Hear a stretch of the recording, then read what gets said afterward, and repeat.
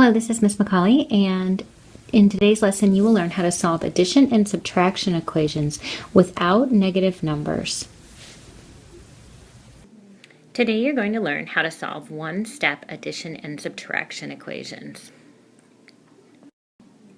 Okay, before we can solve one-step equations, or any kind of equation really, we have to know some basic undo operations. And there is another little video that you'll watch after this that has a pretty cool song about undoing it. So before we can solve equations, we need to know what the opposite operations are. So if we are adding something, so if we're doing addition, what do you think undoes addition?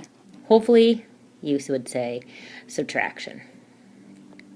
It's the opposite, or the inverse operation. The opposite of multiplication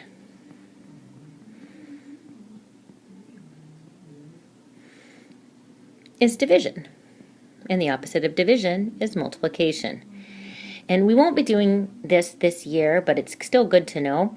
The opposite of squaring a number, so like x squared, is the square root.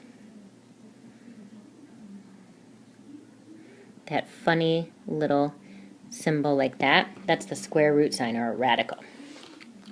Okay, let's look at this little tip down here. This is important to remember. Don't forget, when you have a variable, multiplication is usually written without a sign. Example, 3m. And division is usually written like a fraction. Example, x over 2. Now that we're doing algebra, our days of seeing the division house are pretty much over. We pretty much will be using fractions now as division problems, almost all the time. Okay. Today's objective will be that when you finish this lesson, you should be able to solve equations using addition and subtraction. Okay, those are the two things that we'll be focusing on. When you think about algebra, you should think about a scale, okay? A scale has to stay balanced in order for it to be even, right? So, for example, if you look at this scale, you can see that on one side we have r plus 6, and the other side we have 7. The scale seems perfectly level, so that means it has to be in balance. So what do you think the value of r is if we are saying that these two things are equal? Think about that. Think about it to yourself, and think about what the value of r could be. Once you think you know, go ahead and go to the next slide. Okay, so let's go ahead and see how we would do this without doing it just in our head. To solve an algebraic equation, the biggest rule is you must get the variable by itself. That is the most important thing to remember when you are solving algebraic equations. Okay, I'm going to put a star by that. Okay, so what number is on the same side as r? If you look up here, r is with a 6. Okay, you also can see that it is being added. So we're going to have to use our undo operation of subtraction. So to get r by itself, we must undo the add 6. Oops, that says 16. I shouldn't say 16. Let's call that 6. That's a little typo. What is the opposite of addition? Hopefully you said subtraction. So we need to subtract 6.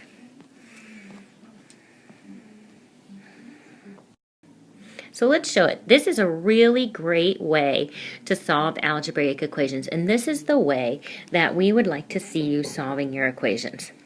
Draw the river to separate the equations into two sides. You can see this line straight through right at the equal sign. That's where you want to draw your river. Okay?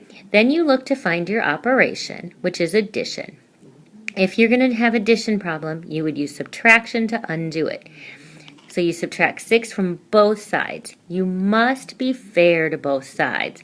You can't subtract from one side without subtracting from the other, or the scale would tip. Simplify vertically.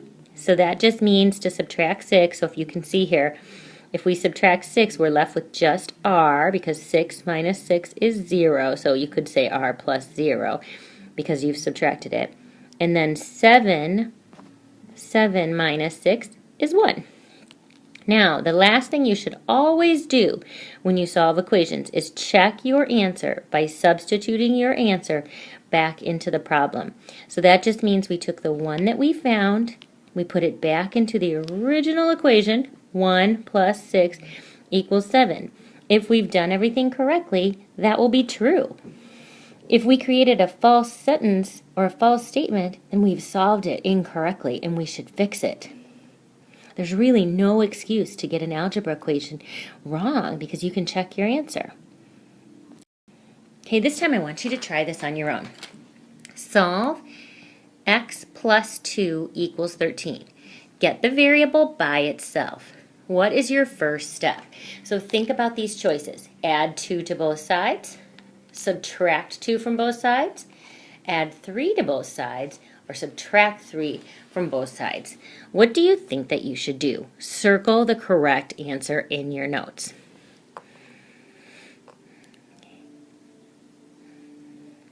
Press pause until you've finished answering, and then when you're ready, press play.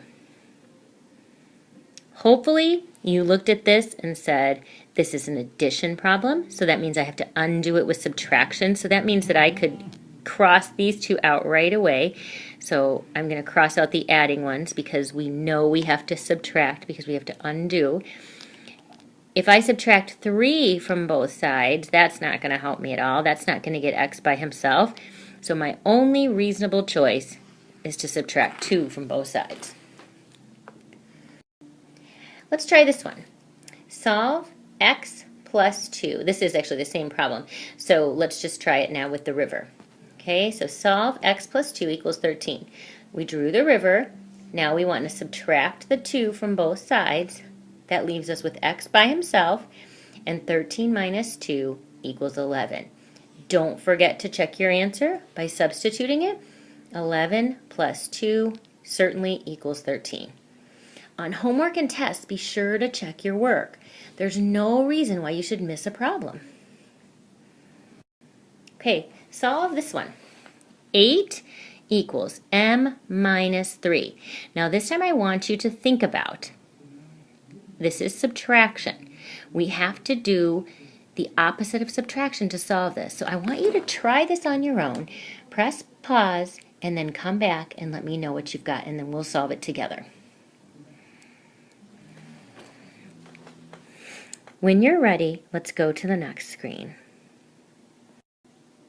Okay, draw the river to separate the equation into two sides. That's what we've done.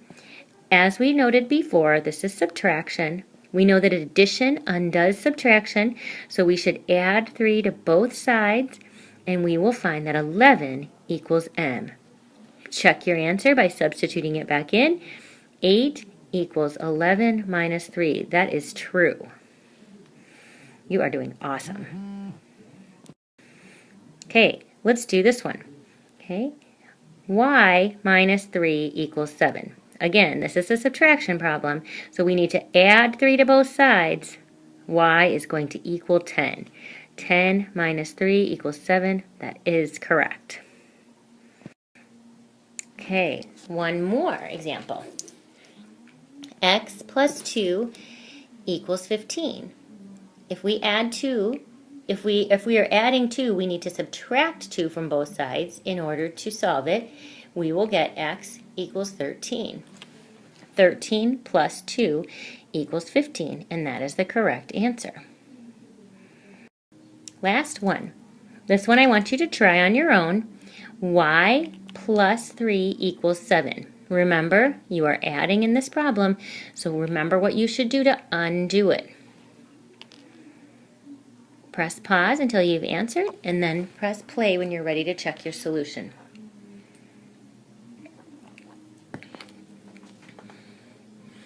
Okay, welcome back. Let's check it. Let's draw the river. Okay, this is an addition problem, so we need to subtract 3 from both sides in order to solve it. Y equals 7 minus 3 is 4. Let's never forget to check our solution. 4 plus 3 certainly equals 7. Good job. Please answer these 2 questions and show your teacher your work. You may also answer them in the note check if you prefer. The first one is solve this equation and show your teacher your work, including the river. N minus 3 is equal to 12. And then the second question is, what technique were you taught to solve equations? Please answer both questions before moving on to part 2. You will use the same notes packet in part 2.